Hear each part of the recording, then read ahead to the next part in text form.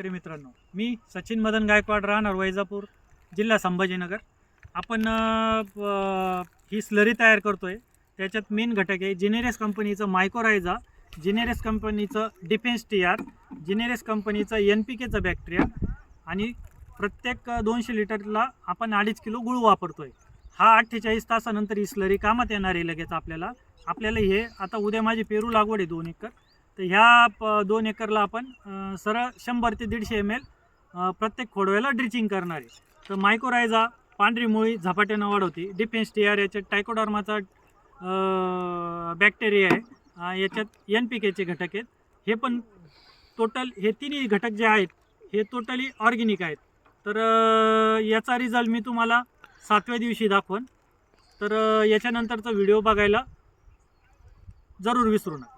धन्यवाद.